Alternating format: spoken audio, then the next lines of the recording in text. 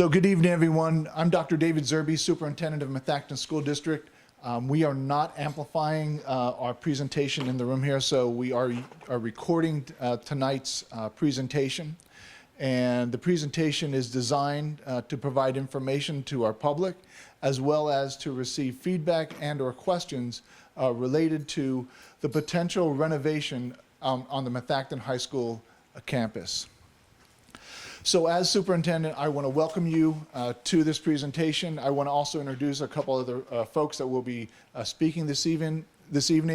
We have David Schrader from the Schrader Group, is our architect of record. We have Josh Grice from CHA, which is our owner's representative. And we have Devin Bradbury from the Schrader Group as well. Tonight, we'll start off with a little bit of information most recently presented to the Methacton Board of School Directors, and then we will take time at the end to either answer questions or to provide or to receive any feedback. Again, this session is being videotaped, and we plan to post it on the district website for consumption by our public. So with that said, let's begin. If we could so for discussion tonight, we have a recap of the process, and generally what that is to get you all up to speed in terms of what we've been doing and where we are. We also have a schedule, the baseline scope, the school board of director priorities, our building options, site options, and cost estimates. So with that said, let's jump right into the recap of the process. And it's important to start off with the mission of what we've been working towards for the last several years.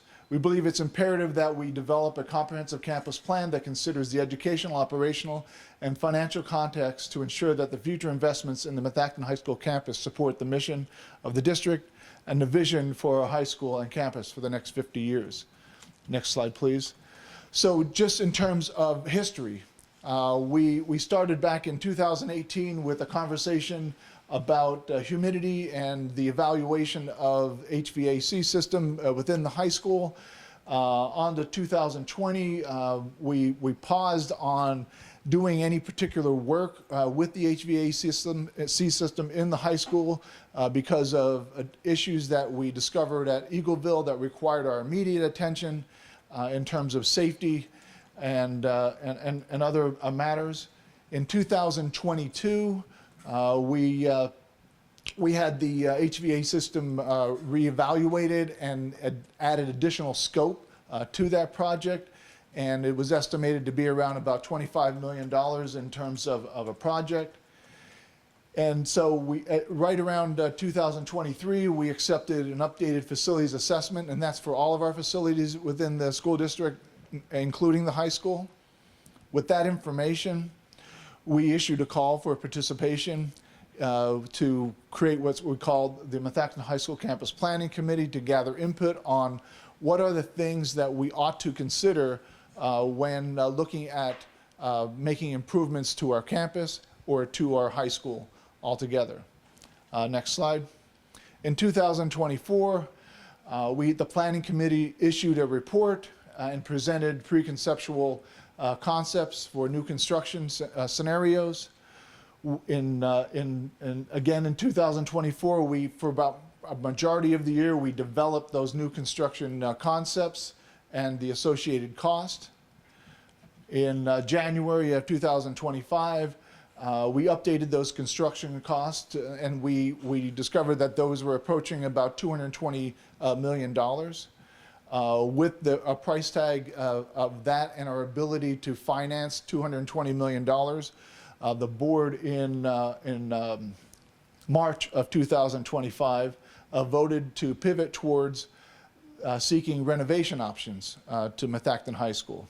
And as such, we engaged our design team to help us deliver a set of renovation options after the board in April of 2025 established priorities for which to consider as part of the development of those options.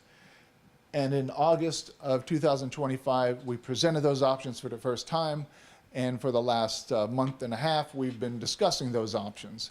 So tonight, we're going to be asking the design team of Schrader Group and our owner's rep, CHA, to update you on that presentation and to take us through where we are as a school district with respects to the future improvements to the Methacton High School campus.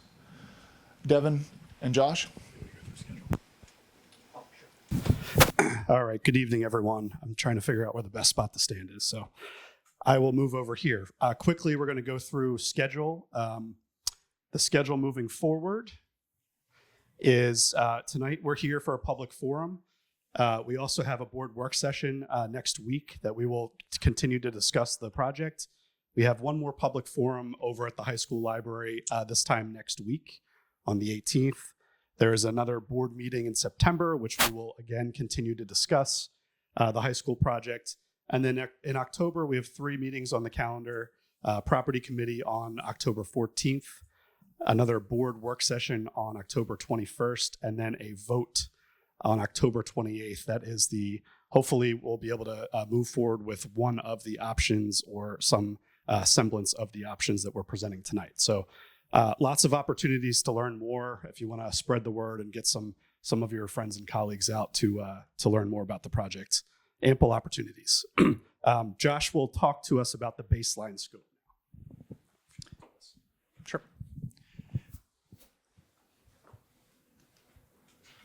Thanks, Devin. Good evening, everybody. I'm Josh Grice with CHA. We will be the owner's rep for the project. So obviously the high school facility and campus has had a lot of attention over the past couple of years with various studies, reports, the campus planning process. So at this point, we're really looking at how can we best retrofit and upgrade that facility for a long-term investment for the district. So as part of this feasibility study, we're looking at flexibility of spaces and flexibility and opportunities for the building. Some of the things that have been consistent, however, throughout the entire process, we've incorporated into a baseline scope. And that really focuses on comfort with the HVAC system and dehumidification capabilities. And it has to do with safety and what we consider warm, safe, and dry. So is the building envelope in good shape? Are the systems in good shape? Are you set up for long-term data network improvements as data continues to evolve? So under the baseline scope, for all of the scenarios that we're considering for the high school, we are looking at any roof replacements that may be necessary if roofs are out of warranty, if they're weathered, tired, need to be replaced. The building envelope really is critical in making sure that the interior environment is healthy and in good shape. So we're also looking, as I mentioned, about the HVAC system. If there are improvements to classroom unit ventilators, which, as you know, are those units along the exterior walls, they tend to be loud, they tend to have unequal air distribution. What type of improvements can we make with the mechanical HVAC system? Similar with the electrical system, efficiency is a big thing. So we're looking at the most efficient lighting fixtures. We're looking at upgrading systems such as the emergency generator, backup power, even the main switchgear and transformer components, things that distribute power throughout the building, in need of upgrades and replacements at this point as well. Fire alarm system. So that kind of ties into security and safety. Fire alarm systems would also be upgraded as part of the baseline scope.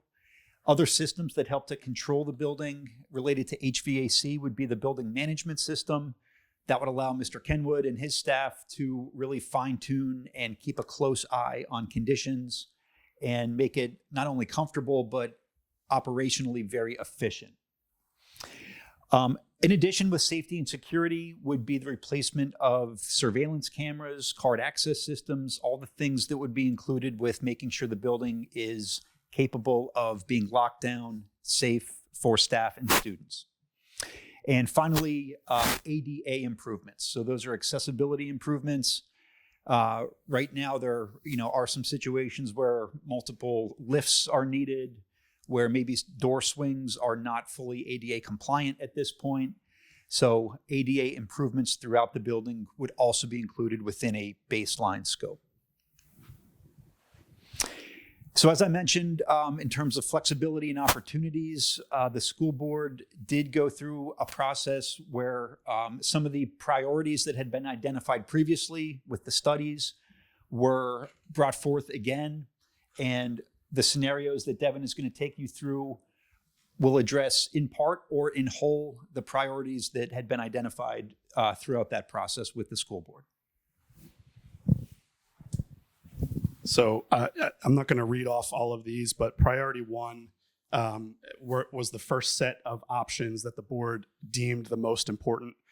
So in order to get to this process back in April, the board voted on from a list of numerous items that have been considered throughout this process. They chose these as the top options. So we definitely want to improve traffic flow on site, eliminate that congestion and car traffic. Also congestion inside the building, so internal traffic flow is very important. A new pool with 8 lanes. As you know, in the existing pools, only 6 lanes, and there's really no ADA improvements. There's certainly opportunities for improvements within there. And then a couple of new spaces, creating a fitness and wellness center, a life skills apartment transition space, and a common space that will enable the district to have a lunch and learn program. So those were all the top items that we made sure to address in some of our concepts that we'll show you soon. Priority group 2 was the second round. So if it didn't receive the 5 votes in the first round, it did receive 5 votes in the second round. This first option here, we abandoned. It was a lot more doable during a new construction project, less likely during a renovation project. So we are not exploring connecting to public sewer. We are looking at increasing the quantity of parking spaces, creating a STEAM center, a fab lab, building a new auditorium, increasing classroom sizes. There are a few that you'll see specifically on the second floor of the West Wing that are undersized. Those would be upgraded to 850 square feet, and then improvements to the performing arts spaces as well. So those are the priorities that we're looking at. There was also a group 3 that received at least 1 vote from board members during this process. I will not read these off for you, but these are options to consider if we move forward with any project. So not necessarily addressed today, but they are items that we will revisit moving forward. So on to the options. There's going to be a lot of information. I'm sure there will be questions. I'll go through all of the options first, and then we'll take questions at the end. We'll look at building options first, and then we'll look at site options, and we'll talk about each of those and how they relate to one another. There are 4 options that we'll review. They're numbered 1A, 1B, 2A, and 2B. All of the options, as Mr. Grice identified in the baseline scope, all of the baseline scope is included in all of the options. So that is kind of why it's called a baseline. Options 1A and 1B include the new pool as the only new construction piece. And then there are various renovation areas throughout the building in each of those options. 2A and 2B start to get into a little bit more new construction. We're demolishing the West Wing and the B Wing, and then building a new 2-story classroom wing and performing arts areas. And then there's some differences between those two. All of our options are being evaluated for cost, constructability, phasing, and educational impact. And then, like I mentioned, site options are being evaluated simultaneously and a little bit independently from the building options. So we'll dive right in. Just to get you familiar with the building, we'll talk about West Wing and East Wing and B Wing. The West Wing is everything from your main entrance over to the west, down toward that auditorium space. The B Wing is the space where our current family and consumer science spaces are. You might hear that there's some water infiltration over in that area. That's across from the main gym. The mid wing is the newest piece where the LGI is located. And then the east wing is over on the east side. So the most important spaces to look at are the West Wing and the B Wing here. So all of our options, just to set everybody here, if you see a blue space, that is new construction. If you see the orange spaces, that is what we're calling reconfiguration. So we're maintaining all of the existing structure and the roof and we're demolishing most of the interior of the space and building new walls and new finishes within those spaces. Generally, those are a change of use type. So for instance, the pool would be converted to a classroom space, or in this case, the fitness center over on the left side. The green is above and beyond our baseline scope, a little bit more renovation to make the space function properly. Everything else in white is part of that baseline scope. So west wing, mid wing, east wing, everything is getting system upgrades, a little bit of finishes upgrades, mostly that warm, safe, and dry. So option 1A, you can see the new pool. It will always be located in all the options up in this corner, across from the main gym. Our reconfiguration of the B wing includes a fitness center and some support spaces. And then the pool gets converted to a fab lab. The FCS rooms, the family and consumer science, move out of the B wing over to this space. And the life skills apartment is located over in that area as well. The green area here is the lower level of the library in the current school. That would be converted to a common space so that we can have the Lunch and Learn program. You remember that was one of the priorities. So option 1A, and you'll see on the second floor, there's no changes. Option 1A addresses the new pool, the fitness and wellness center, the life skills apartment. It does partially improve internal traffic flow. That might be a little bit of a stretch, but we are moving some educational spaces closer to the middle of the building. So there's less travel to those spaces, but otherwise does not improve much of the traffic flow. And then it does create that common space for the Lunch and Learn program. And in the priority 2, it creates a fab lab. So that's option 1A. Option 1B, it does exactly what we just talked about in 1A. The only difference here, as you can see, some of us can see, the green space over here and a little bit of blue, the auditorium and the performing arts spaces would be upgraded as part of this option 1B. And we're building a little bit of an addition to accommodate a larger, more right-sized lobby to the auditorium. Everything else you see, the pool, the fitness center, the fab lab space, and the Lunch and Learn area is exactly the same as option 1B.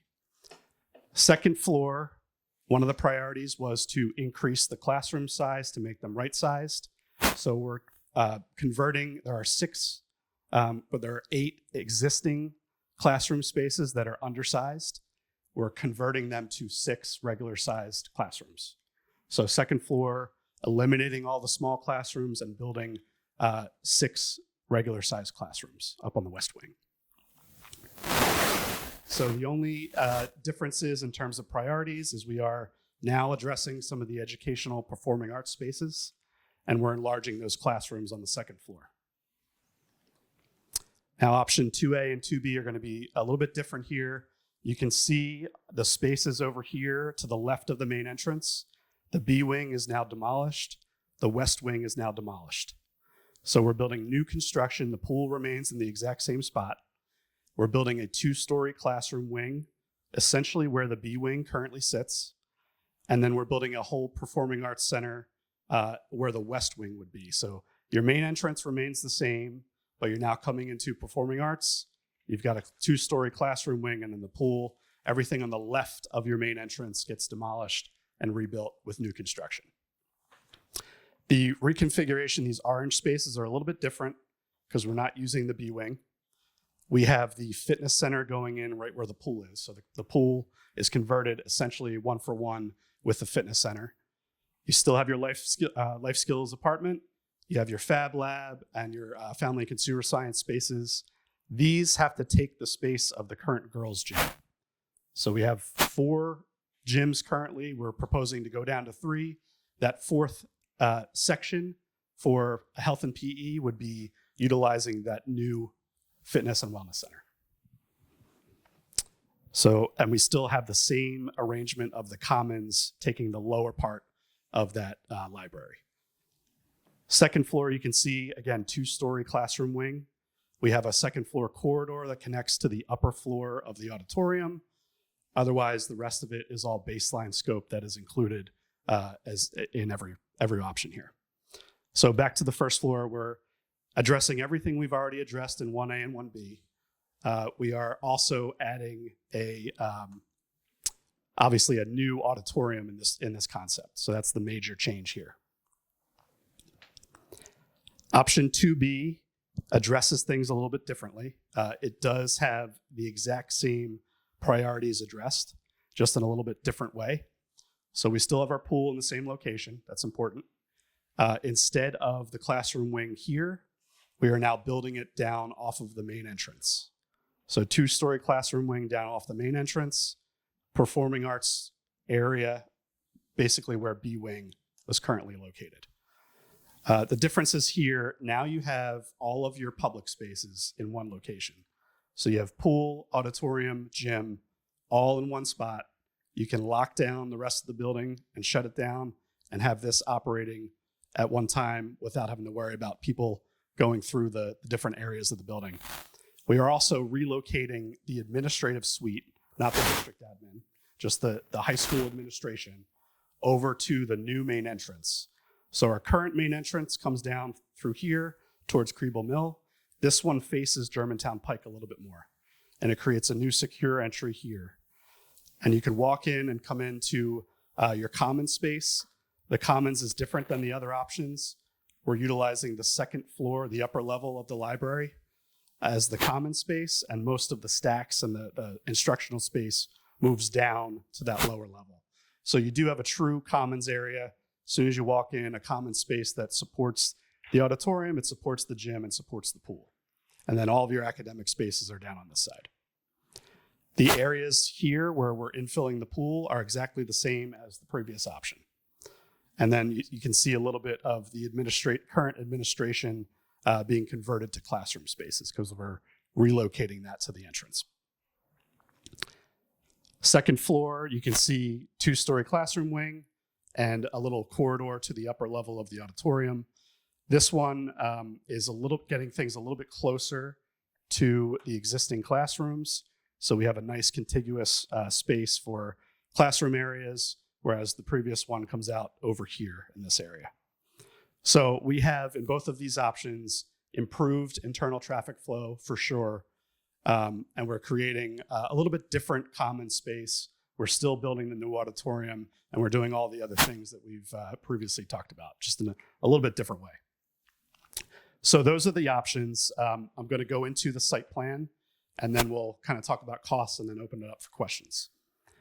So site options, again, there are 4, and we changed them to X and Z instead of A and B, just to confuse you. Options 1X and 1Z can be chosen for either option 1A and 1B. So you can choose 1X with 1A or 1Z with 1A. And likewise, options 2X and 2Z can be used for either option 2A and 2B. Good? All right. Option 1X does not address any site priorities. The others do address both priorities, which are traffic and congestion and parking. Those are the 2 main things we're trying to resolve here. Our current site plan, Kriebel Mill is down on the bottom of the page here, Germantown Pike over on the left, and Mill Road over on the right. You can see our main entrance to the high school here. This is the west wing we talked about. This is the B wing, and the Farina Education Center is over here. So changes that we're making in option 1X, you can see the new pool. Now this could be building option 1A or 1B, but the site works with either of those. You have the new pool here, and we have a parking lot where the current Farina building is. You can see it does not really improve any internal traffic flow. It does not really gain us too many parking spaces. The only thing it does is moves Farina off-site, and we're gaining those 40 spaces that Farina currently uses for high school parking. Option 1Z, the significant thing here is it adds this parking lot here. We're calling this lot 8. It adds about 100 parking spaces right in the front of the building here. So now we're able to improve parking. We're able to improve circulation because we can bring parent drop-off around this loop. They can kind of go up and down this parking lot if they need to get the queuing for drop-off off of Kriebel Mill and especially off of Germantown Pike. The buses in this case, we're proposing to bring them in through here and loop them around so that they drop off and go out the same entrance that they came in. So you have 2 separate entries, one for buses, one for cars. It improves the circulation in this case and significantly improves the parking. Option 2, and this is 2X in this case, 2X and 2Z are similar. I'll show you the big difference between the two, but essentially the key takeaways with 2X, we're building more parking where the west wing was. So we're able to demolish that part of the building, consolidate the building, make it more compact, and build more parking in here. We're still able to do the separation of buses and cars. So buses come in here, they loop around and go back the same exit, and then cars come in and loop around and come back the same exit. The difference between 2, and this, by the way, increases about 63 parking spaces. That's because we're not able to build as large of a lot here, and we're taking away some for some of the addition here. The difference between 2X and 2Z is 2Z is looking at connecting to that Mill Road. So we're trying to bring buses in off of Mill Road, bring them in, drop them off, and go back out Mill Road. Parents are able to come in through this entrance, loop around, drop them off, come back out, and then students are able to come in a third entry point. So you have totally separated students from parents and from buses in this case. So that's the major thing here, is that Mill Road connector piece. We are looking at a net gain of about 154 spaces in this case. Our target is about 800 parking spaces to get on the site, and we're at about 760 in this option. So we're close. So a lot of information. I will show you just a kind of a 3D view of each of these options, how they might work from a phasing standpoint. So you can see option 1A, we're looking at demolishing Farina and building a pool addition back here. Otherwise, everything else stays the same with the building. Everything with the site stays exactly the same. So that's option 1A. Option 1B does the same thing. It demolishes the Farina building. It builds a new pool in the back of the site, and then it adds in lot B. This doesn't necessarily need to be option 1B, but this is the site option 1Z.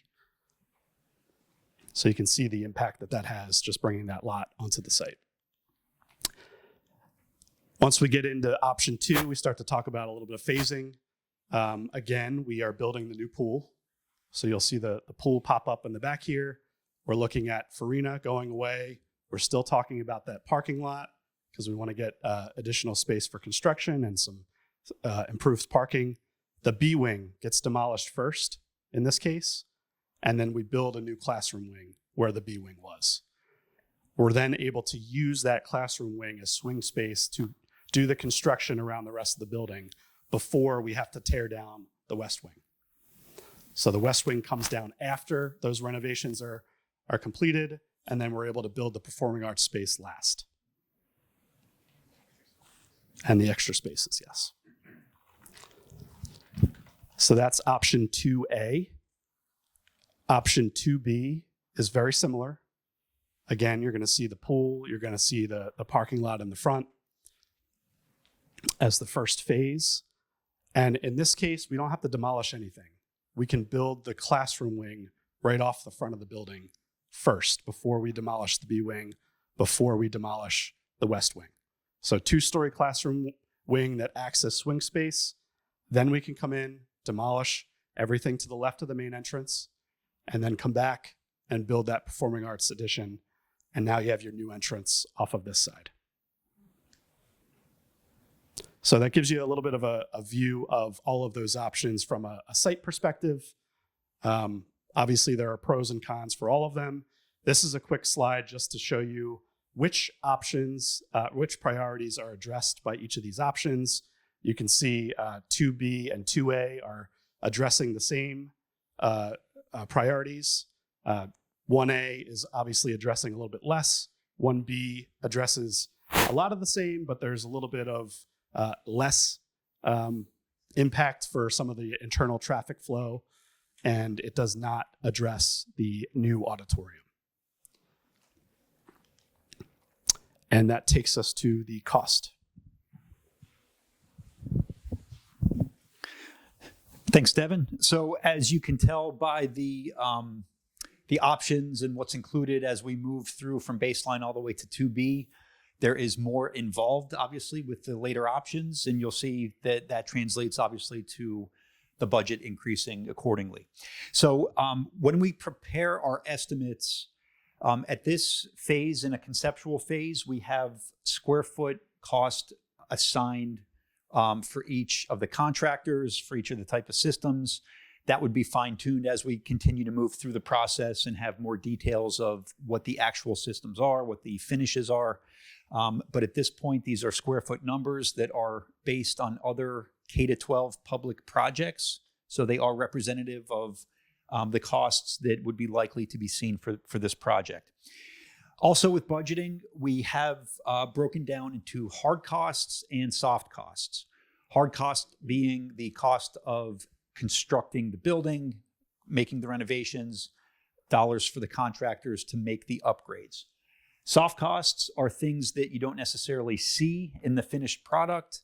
They would be for items related to professional fees, to township fees, construction testing companies that would be on site to make sure that quality control is being maintained, furniture, fixtures, and equipment. So things that would be loose within the building, okay? So hard costs and soft costs are included here. We do have some contingency built in for unknowns, whether it's estimating contingency or scope contingency. And also, it's very important to keep in mind the cost of escalation. So obviously, once the board makes a decision, there's a time period to complete design, to get the project bid, and that could be up to an 18-month process just to get to that point. So by the time we hit construction, we have to figure on some inflation or escalation costs as well, which have been factored in.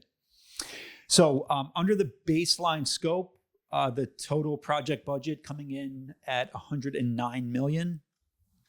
For option 1A, it's just over $125 million. Option 1B, $132 million. Option 2A, $155 million, and option 2B, $162 million. Also with that, there would be some optional scopes of work, which we don't really need to get into, just some enhanced architectural finishes and some additional things that aren't necessarily baseline type scope, but could be an added benefit if the district were to choose to do that. Okay. So again, a range from about 110 million up to about 162 million. The other thing, we keep talking about phasing is we're looking at opportunities for how this can become maybe a manageable project from a borrowing financing perspective, if it can be broken up maybe into phases. So that is something that is still under consideration that may ultimately become part of the plan. Again, flexibility, phasing, all very important for a project of this size. Okay. Is that it, Devin? Dr. Zerby, should we open it up to questions if you want to? Yes. So, Mr. Grice and Mr. Bradbury, thank you both for the information here this evening. What we'd like to do now is open the floor to some questions. So the way we'll do this is I'll select people who have questions. I'll give you the microphone. I'd ask that you speak into the microphone so that as we're recording their questions, people can hear you clearly. And then one of us will be able to respond to the questions. If not, we'll be able to gather the response and then communicate on the district website to share that back with you if you've left your email address with us. So again, if you have not done already and you'd like to, all we're asking for is your name, township, and email address if you want us to follow back up with you at some point. With that said, we'll open the floor to questions. Do we have any questions from members of the audience here this evening? Would you care to sign in? There you go. There you go. Thank you. Mm-hmm. Yes. And if you could, just your name and your township, and then Sure. ask your question. Doug White, Lower Providence. Yep. I'm really impressed by what I see tonight. What I didn't see is any form of sustainability. I didn't see solar. I didn't see ground source heat pumps. I didn't see PV. I didn't see, natural lighting through the roof. I didn't say any of that. When or where does that come into play?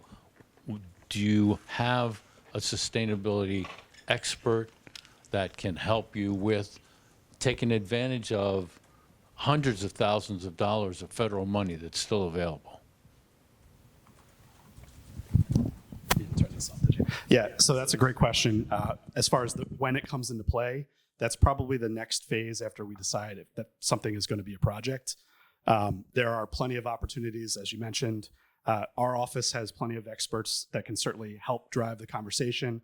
Our engineers are well versed in sustainability and have performed many projects across the state with sustainable features to them. Natural light is an easy one to add in. It doesn't cost a lot.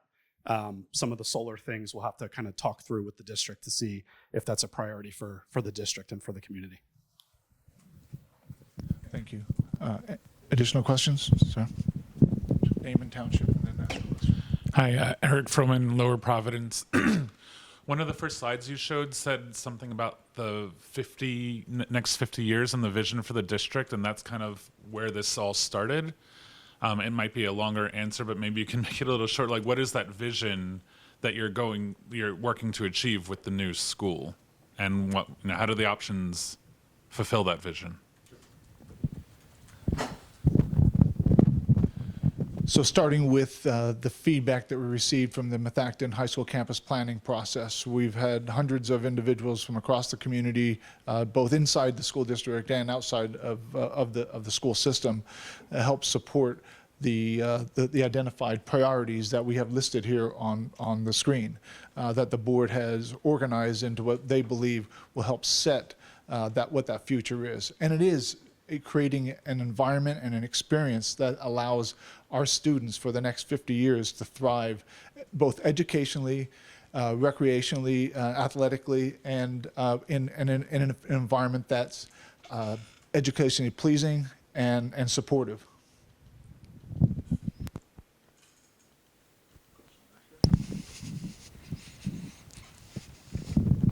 Just name and township question.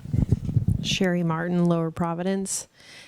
I have two questions, actually. The first one is just for my own information, the priorities that were listed. I'm not familiar with the program that's going into the lower level of the library, the current library, Lunch and Learn. Can you speak to what that is a little bit? I'm not familiar with that. Thank you. So the Lunch and Learn program, we've had a rather extensive presentation on that in the past when we were talking about new construction.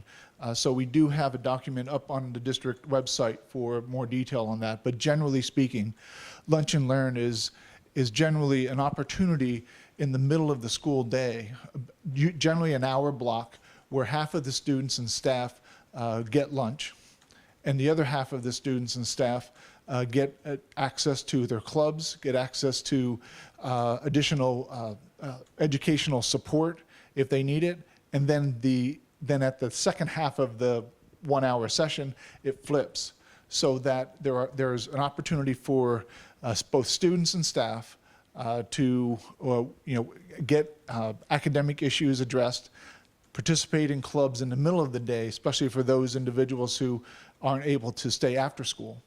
And it gives also an opportunity for our students to socialize across the entire district. So that's generally what the Lunch and Learn program does. And the idea of that space at the lower part of the library, there needs to be spaces within the school that allow for students to eat and congregate as part of that process. You said you had a second question. Is it something all students do, or? Yes, it's a school-wide process for all students, and it is a philosophy that's in many high schools across the country and in some here in Montgomery County. But I could direct you to the district website under the high school campus planning process, and we have a pretty extensive document on that. And you said you had a second question. Question. Yes, I do have a second question.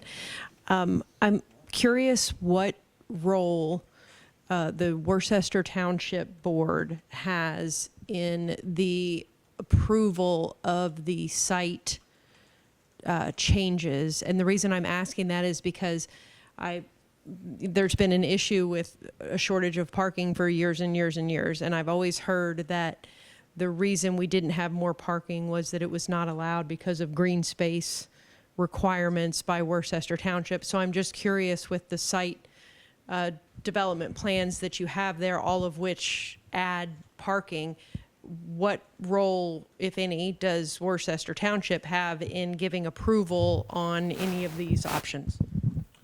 Thank you. Sure. The township will be integral throughout the approval process. We must go through zoning. We must go through the planning commission. So, the township has expressed their support for improvements. Obviously, they would like to see parking improve as well. There is a ratio, a number that likely will be exceeded for impervious surface.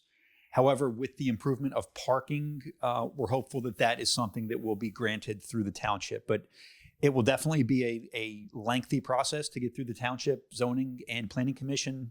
Could be upwards of 10 months, 12 months even to get the full approvals. So they will definitely be involved in providing their final approval of any site improvements that we take forth. Are there other questions? Should I say again, or? Yeah, sure. Eric Froman, Lower Providence. So with the option 2B, it was a little over 160 million, and I know the original full-scale school, you said 220. So is this full school still on the table as an option?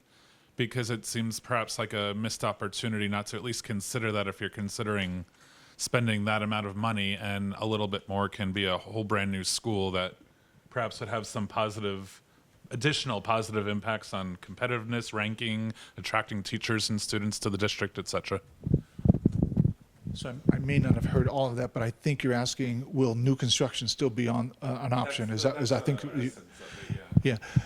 So part of the introductory slides that we shared with you is at one point through the new construction phase, we were approaching about $220 million potential new construction. That includes building and site work.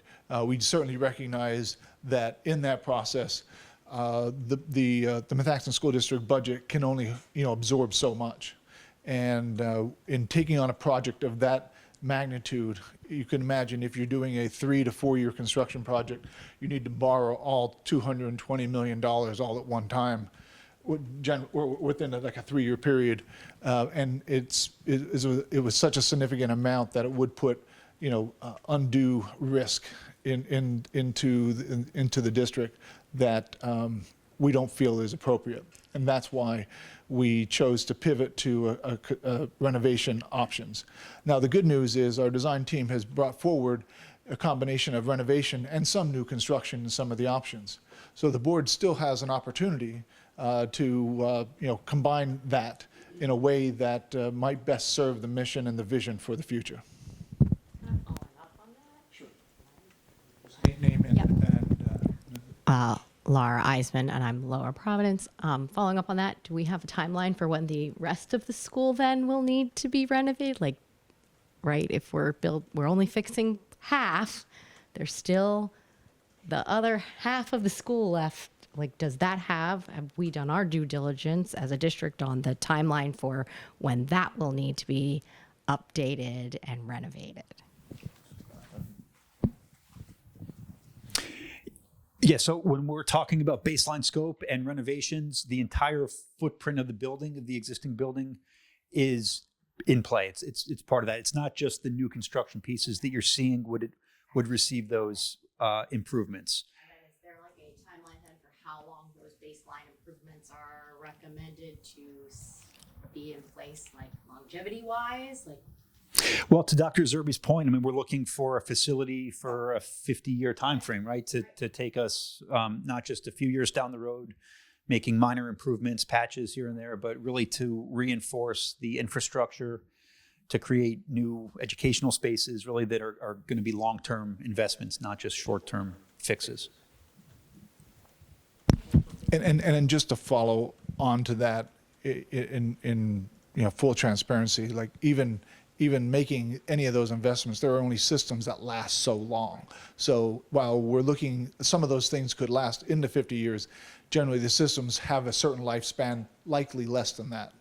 Okay. So there, and so when we looked at this in a way that talked about how we can realize the vision for the future, it's important to recognize that with a renovation project, there are certain things that we can gain and certain things that are likely to be trade-offs, but to get us to the best that we can do and in an appropriate fiscal manner. Questions? Yes, sir. Just township and name and township. Dan Zollers, Lower Providence. I was curious about some of the parking. I wasn't aware of whatever parking shortage there is now, so I'm curious if you can say a little bit about that. But I'm. You want us to start that first? Yeah, let's go ahead.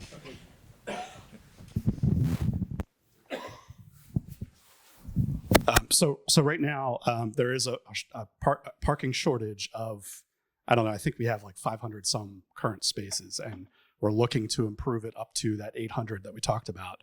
And that's parking for every single staff, all the students that need it, and any visitors. Currently, you have students parking across the street at the church, 50 spots over there. And currently, there are unmarked spaces that students are parking in on the site. And then I'm sure if there are any neighbors around, they know that some of the students are even parking on the neighboring streets, or they get towed. Or they park across Germantown Pike and then walk to the school. So there are issues that we're trying to resolve. Again, that target number was about 800 spaces on the site. Yeah. Maybe just a quick follow-up to that. Is there like a busing shortage, or this is just is it students or staff? It's a combination student, staff, and you need visitor spaces as well. And one other point, we have about, I'm asked about 89 bus drivers. So at certain times throughout the day, their vehicles are parked on the campus as well. So while we have a bus garage that stores those buses and vans, we also have individual bus driver cars that occupy some of the spaces. And so that's in addition to some of the parking challenges. Did you have any other questions, sir? Okay. I mean, one of my concerns was about like traffic flow in the area, but it sounds like if this is to accommodate vehicles that are already heading to the school and leaving the school, all about the same time, then the traffic impact, I guess, is not expected to be severe. The traffic impact on any of these projects, you may not feel it in that 1x because we're not really adding too much to it, but all the rest of them, the hope is to get circulation on the site instead of on the streets. Okay. And those, the site plans, the 1X, 1Z, 2X, 2Z, are those accounted for in, is the budget only for the school plans, the 1A, 2A? So or does the 1X, 1Z? Site numbers are included in those numbers that you saw. If I can get to that real fast. Oh, there's all these videos I got to flip through. Essentially, there's a certain number of site costs in the baseline, or not the baseline, but the above the line numbers here.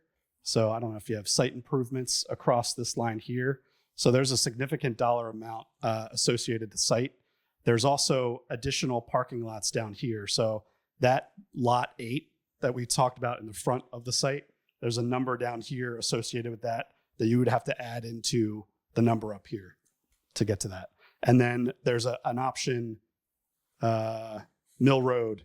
The Mill Road extension is a separate cost that's not included in that number, but the rest of the site that you saw on there is included in those numbers. One more. I noticed that I think all or maybe most of the plans involved removing the pool from moving the pool to another location, and the current pool becomes some other space. But it's been a while since I've been in there, but the pool is 2-ish stories tall.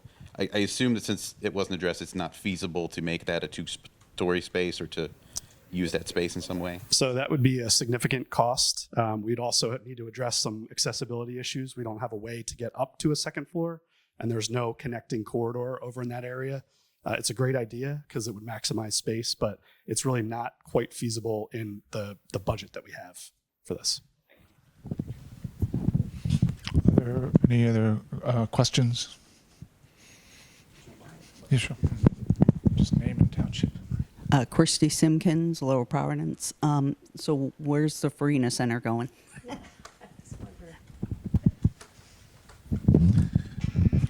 So with all of these options, I think as it was shared, the Farina administration building would be demolished and would be converted most likely to additional parking spaces for use on the high school campus.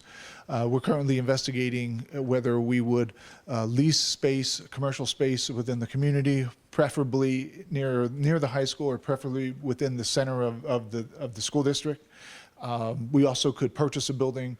But in full disclosure, the district would not be able to build a district building anywhere, and so that is not completely determined where it would go. But we're looking at those options, and we will probably be presenting this coming Tuesday additional information on what those costs might be.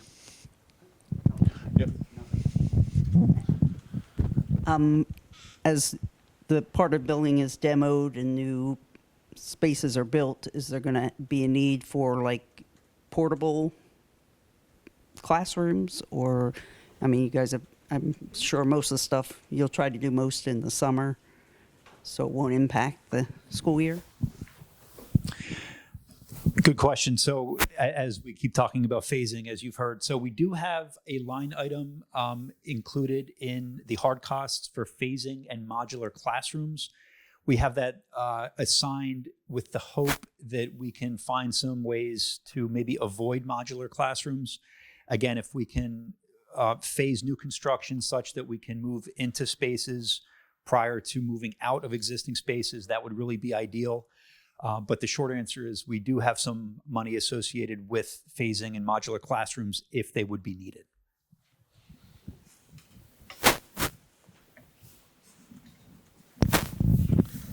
Name and township. Sal Pantano, Lower Providence. In some of your designs, you had traffic flow addressed. Right now, that's a very big issue. Are there any ways that you will have, if you have the buses coming out of one lane, are you going to address the situation as to when the buses leave, either in the morning or at the night, the traffic is just stopped and buses take total priority? No other traffic is flowing, even if you're on the road. So if you have those other two entrances, one for students, one for parents, are they going to still be able to flow as the buses are moving? Or is it going to be like today where traffic is just stopped and buses get top priority to leave the complex? So the 2Z site option includes that Mill Road extension. And really the beauty that solves is it truly creates 3 separate entrances and exits: buses, parents, and students. So under the Mill Road extension scenario, Dr. Zerber, you can correct me if I'm wrong, but I would not anticipate traffic backing up, especially under this scenario with the Mill Road extension, in terms of waiting for buses to leave. I think there's enough of a spread down Mill Road and on Kribel Mill that traffic separation would not lead to queuing times or you'd have to pause and wait for buses to enter or exit. Those types of logistics aren't 100% ironed out at this point, but with the improvement of creating separate entrances for students, buses, parents, it really provides an opportunity, as Devin said, to get the queuing off of the streets surrounding the school and into the campus so that there's not a backlog of traffic on the streets directly surrounding the campus. Well, the issue is, if you take that scenario out of the picture, Mill Road, and you have the 3 entrances, student, you have this entrances of student, parents, and buses. When the buses leave either in the morning or at night, they get priority. So what's going to happen to the student and the parent entrances? Now you have your backup again if they're still on the road. Yeah, I mean, I would imagine that there would still be a priority for buses to safely exit ahead of other traffic. I think the backlogs in either situation would be much improved with the proposed improvements on the site. In terms, I think in some of our conversations about how any of these site plans will help traffic flow, there's likely, at least according to conversations that the traffic experts have had with this, there's always going to be, because of where we're actually located on Germantown Pike, we are likely to see some backup somewhere. But the board has made it clear that we want to be able to, reduce the traffic congestion, have better flow, have safer flow. And that's part of also why we're talking about that Mill Road access, because if we separate buses and student drivers and parent drivers with different ins and outs, we have a better chance of keeping it a safer campus. I'll just add that as part of the township process, the township has a traffic consultant that they will have to review all of our plans, our proposed plans, and they'll make recommendations for the best possible option here. I'm not guaranteeing that that option would necessarily improve the traffic that you're talking about, but that consultant will certainly help with that review process. Any other questions? Yep. Yeah, I'll try and make it the last one. Eric Froman, Lower Providence.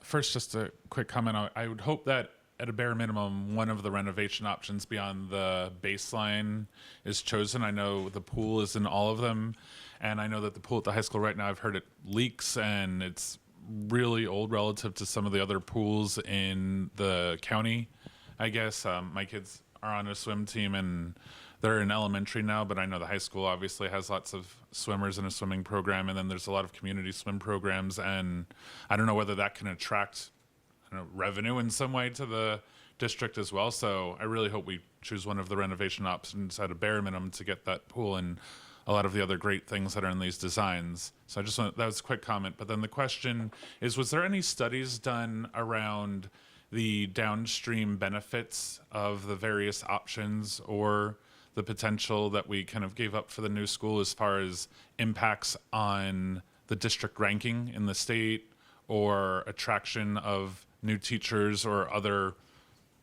businesses to the district, anything like that? Is that something that was looked at or is ever considered in these situations? So in terms of official studies associated with the change from new construction to renovation, no. And we could do all the studies that we would want, but the sheer fact is we made a decision to pivot because of our inability to afford the new construction. But in all fairness, these options give us an opportunity to get close to new construction and to make the campus and to make the interior and exterior of our campus more beautiful and more attractive to families, to prospective employees, and we believe that that's part of the overall investment, regardless of the option, because we've talked about things in terms of the baseline, even the warm, dry, and safe part.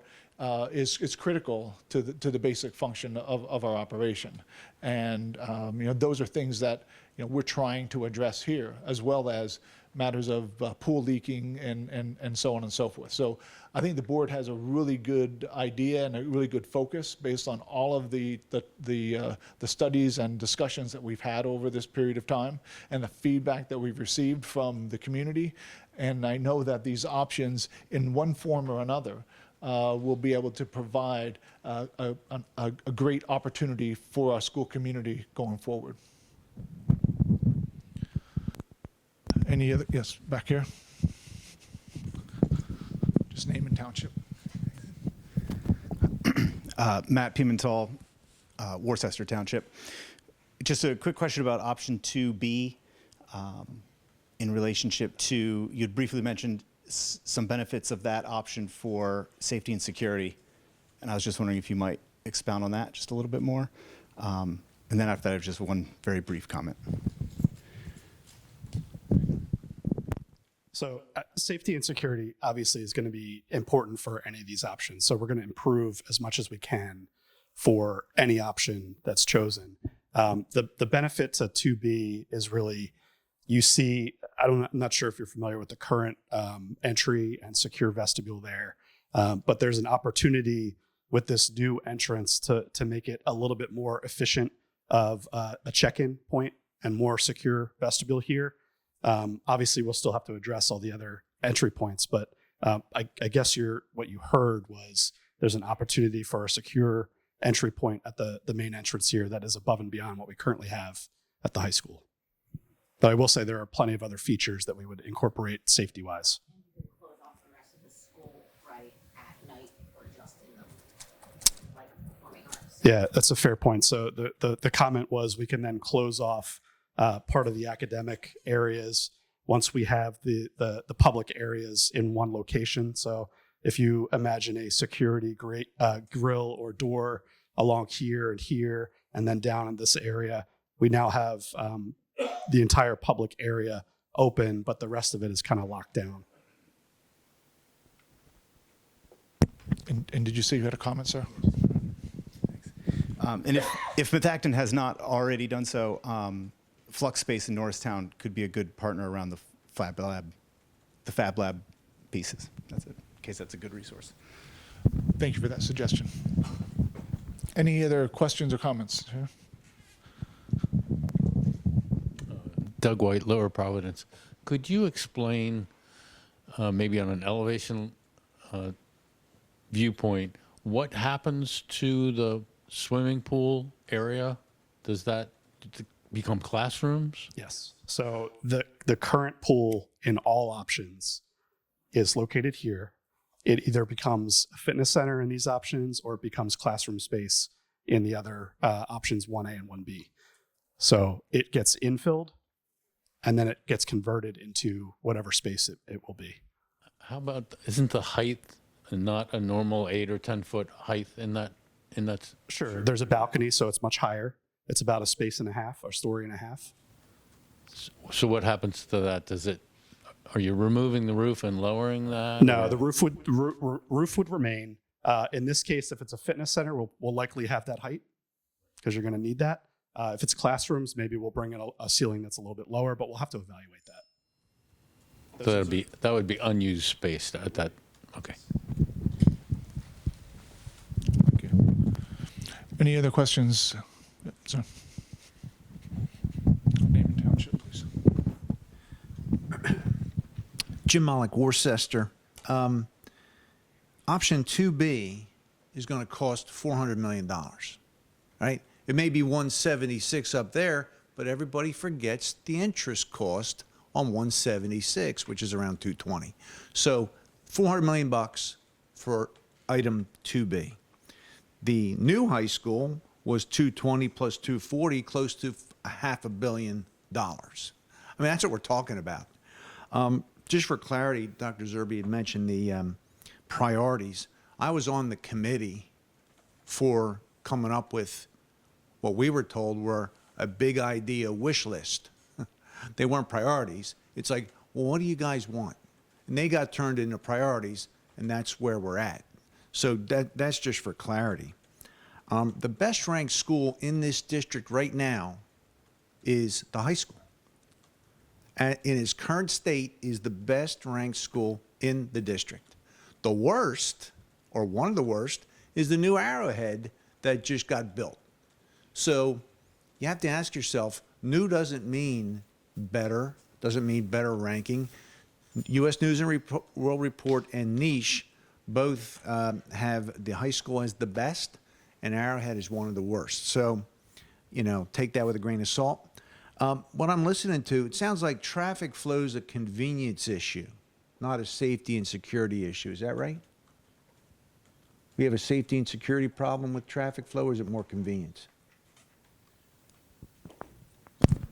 I mean, as far as I know, it's not really safe to have buses and cars intermixing and students crossing across those. So I get it, Yeah. but we've had it for 25 years. sure. So it can't be that big a safety issue if nobody's touched it for 25 years. So it sounds to me like it's traffic flow is an inconvenience to people coming to the school. So it's more of a convenience issue. Would you agree with that?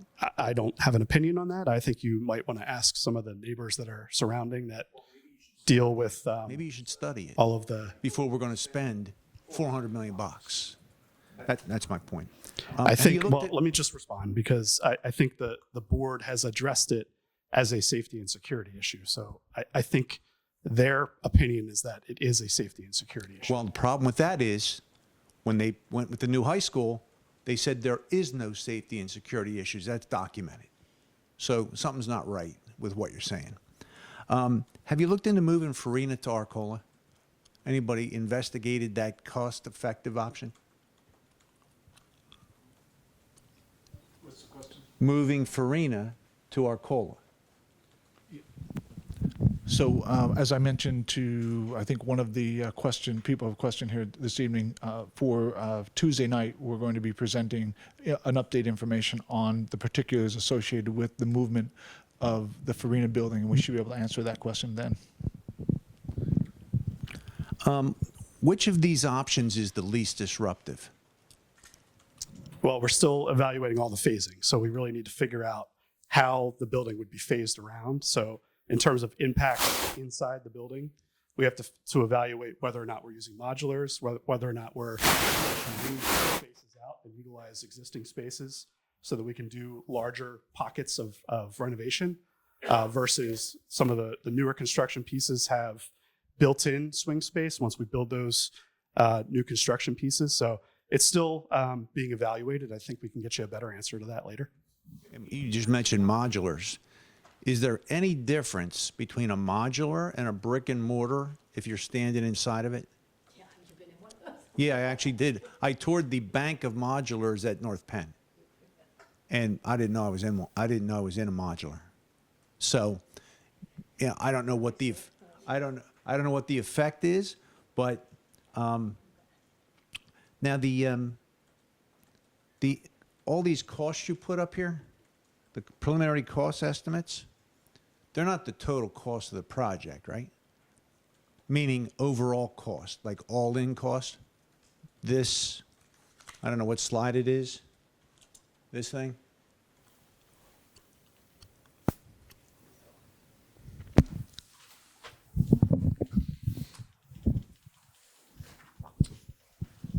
These are costs for excluding financing, which I believe is probably where you're going with this. But these are costs that if you were to build the facility with no financing needed, this is what it would cost to both build it, oversee it, get it through the township approval process. This does not include any financing related costs. Have you ever built a building when they didn't need to finance 170 million?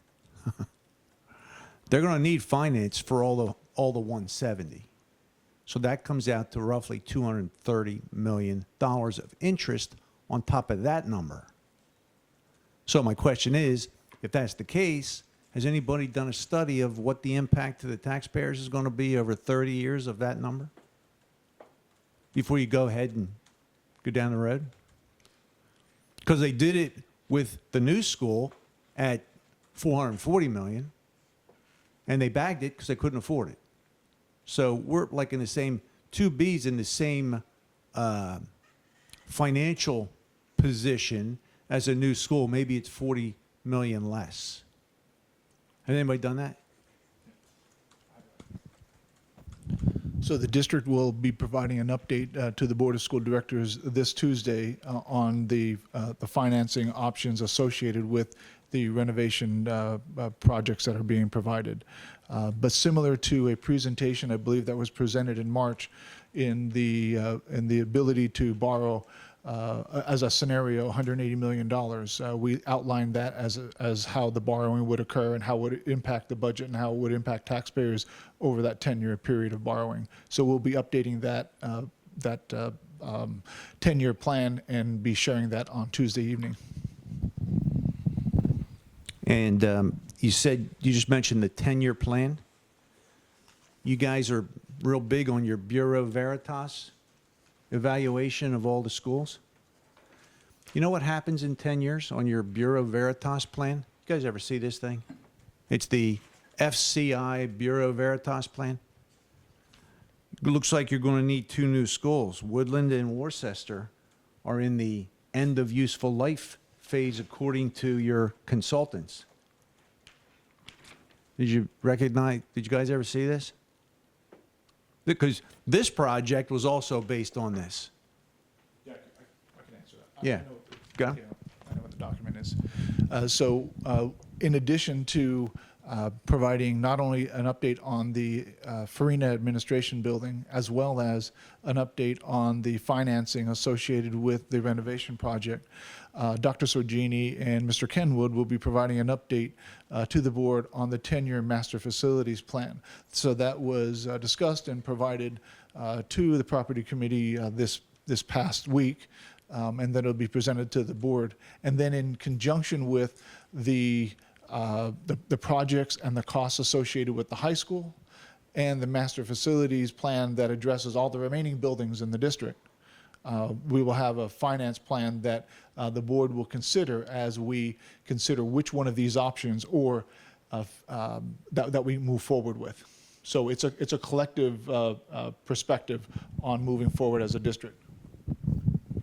Now, in looking at those cost estimates, where is the architectural fee and the owner's rep fee in that that slide? Those are included in the soft costs under fees, permits, and insurance line item. And what's that based on? A percentage of the total, or is it an agreed amount? It'll be an agreed upon amount. Because the contract said 6%.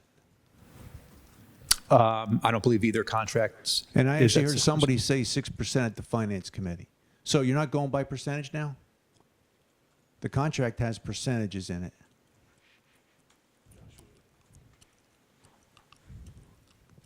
Yeah, I can't speak for CHA's contracts. I know that our contract currently is just to do feasibility study. So we don't even have a contract for the new construction. Okay, so what you're telling me is you don't have the architectural fees in those numbers. He has an estimate. To build, so the estimate for architectural fees is in there. Yes. What is it? I don't even recall. Because you do the math, it's like $6 million. Right, if you go with the percentage. So there's no question that as we presented the costs, that there are hard costs and soft costs, and certainly we don't construct a building without making sure that we have competent and experts to assist the district with providing and preparing a plan of this magnitude. And so there will be costs, and we recognize that in terms of whether it's borrowing money to finance the overall project or borrowing money to make sure our professionals provide the plan that's necessary that complies with the regulations and providing the best environment. So the Board of School Directors recognizes that there are soft costs associated with moving forward with a project, either a new construction or a renovation as the magnitude so presents. One more. You guys want to put a bank of 20 new classrooms as part of 2B. You know, the bank of the new construction. Your capacity of your high school, the total capacity is 2,400 students. Your enrollment in 2007, 2008 was 1,860. Did you have any problems back in 2007, 8 with room for the kids to get their education? Because now your enrollment is 1,433. You have 400 less students. So why do you need a bank of classrooms that are going to probably cost us 60 to 80 million dollars when you have an excess of probably close to 700 students or 26 empty classes. So when the options 2A and 2B were proposed, the general concept was that we would replace the existing classrooms that would be demolished as part of the West Wing, and as a concept that was presented as the option 2A and 2B. It's been further discussed among the design team that there are modifications that can get us closer to the total number of classrooms that we had originally proposed under the new construction, which was far less. For example, and correct me if I'm wrong, I think we were targeting closer to 1,700 students as a capacity, a functional capacity level versus the current site. Is that correct, Evan? So I believe that update is planned for likely, I think, Tuesday as well. Yes, I think that's what that's. Need them, and you didn't do any classroom efficiency or capacity studies. No, we have, and we'll be able to provide that. We'll be able to provide the board with that information on Tuesday. Okay, the first time I'm hearing that. Do you have any other questions? No, I'm done. All right, thank you. Are there other questions? Eric from Lower Providence. I just would make one counterpoint. It sounds like the baseline is happening, and looking at the numbers, the difference between the lowest option, the baseline, and the highest 2B is less than a third of the potential total cost. So if we're doing the baseline anyway, we talk about 30 years or 50 years, and that's tens of thousands of students that'll go through this high school over the course of that time period. So if we're doing this baseline, I for one, it seems worthwhile to create the environment you just described earlier for all of those students. It sounds like it would be incredible. I know I speak for a lot of other parents and students in the community, so just make that point. Thank you for that feedback. Any other questions or comments? Oh. Okay. It costs $30,000 to educate one student here a year. 30 grand to educate a student here a year. If you do that, what's going to happen is taxes are going to go up. And when the taxes go up, people are going to have to leave. Senior citizens can't afford it. Then your revenue is going to go down because people are leaving. Assessments, property valuations are going to go down because of the high tax rate. And then you're going to get into a spiral that you can't get out of. To spend $400 million is reckless, and I'll just say I told you so. What's also equally important, while I'm not disputing the chance that cost will increase as an investment is made, but the matter is clear that without making an investment, the same will likely be true in terms of people not coming in and people leaving our community. So equally important is the investment in the future, but of course, it has to be the most fiscally appropriate vision for that future. And I think those are the things that we need to determine, and that's in front of the board as we continue to work towards improving the campus at Methacton High School. So with all of that this evening, I want to thank you for coming out and being with us. We do have another public forum scheduled for next Thursday. Thank you so much. Have a wonderful evening.